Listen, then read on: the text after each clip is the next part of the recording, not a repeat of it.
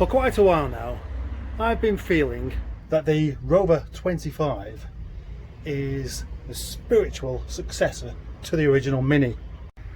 And it turns out I'm not far wrong. In the mid-90s, the Rover R3, such as this one here, was developed with replacing the Mini in mind. You might assume that it was to replace the existing R8 wedge shape 200, but that replacement had already been made by Rover and Honda, and that's why you see Honda Civics the same shape as the Rover 400 of the time. But if you've ever driven a 200 or a 25 for that matter, you'll probably get to understand what I mean. The R3 model was developed entirely by Rover, so the R3 was the first proper Rover for a very long time. You might want to disagree with that a little bit though, of course, because it does still share some of the old parts from the R8 and Hondas of the time. But that really is just down to a few switches and things like that.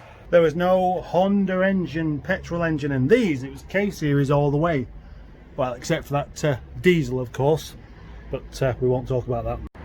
But the R3 and the 25 that replaced it do have a very spirited drive, and they've put me in mind of the original Mini for quite a long time.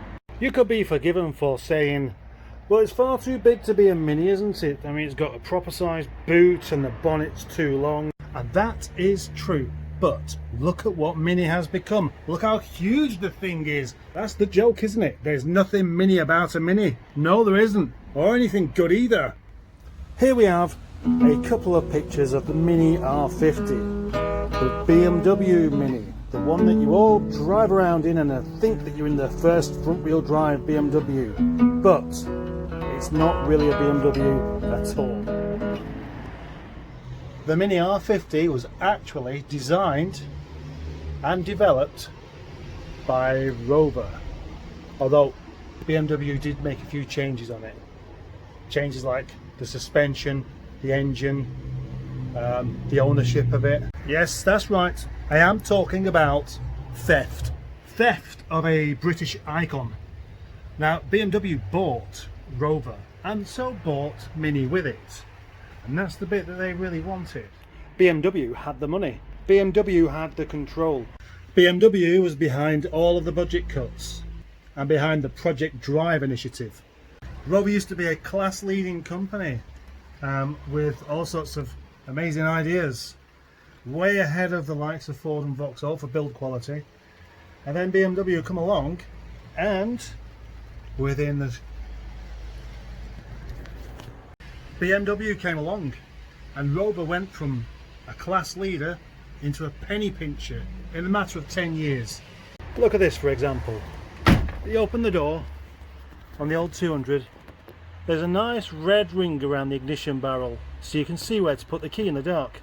It's only a small thing, but I remember seeing that on a 1992 R8 and thought, wow, that's amazing at the time. I've never seen anything like that in a car before, but sure enough, that's one of the things they flung out because it cost too much money. Basically, BMW were bad parents. They only really wanted the Mini. They didn't really want all the other children, did they? No. And I'll tell you why. Because they didn't have the front-wheel drive technology, and they wanted it. And they liked the Mini because they knew it would sell.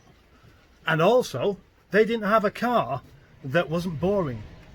Sorry about that. And it was originally going to have a K-Series engine.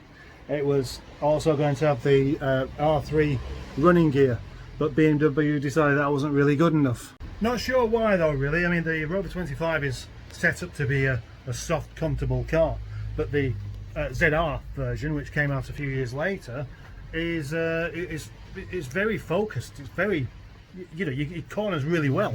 But BMW wanted their Z-axle and the McPherson struts on the front, which wear out. I've driven quite a few Minis and the suspension's always knackered on it.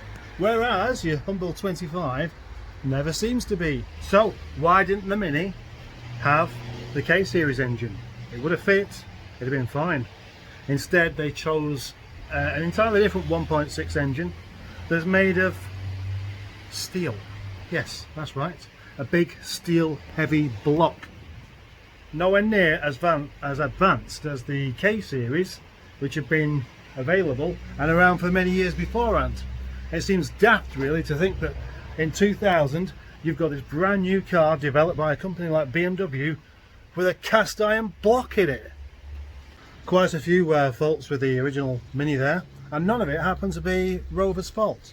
The engine, cast iron, head gasket failure issues, gearbox failure issues, automatic and manual, power steering pumps failure issues, ABS pumps failure issues, window regulators failure issues, suspension failure issues. For quite a while I've been thinking it'd be nice to just slap on one of these badges on the back of a Mini to help those Mini owners understand the real origin of their cars. But in all honesty, I'd be a bit embarrassed to call that a Rover. But hang on a minute, you might be thinking, would you really want a K series in a Mini in the first place? I mean, what about those head gasket issues? All of the early K series engines didn't really have any problems at all. It was just as time went on and more penny pinching and cost cutting. Then of course the likes of Lotus and Caterham took on the 1.8 K series, and they've not had any problems with them. And why? Because they put a little bit of money in where it was important, whereas BMW really didn't want to. Thank you, BMW.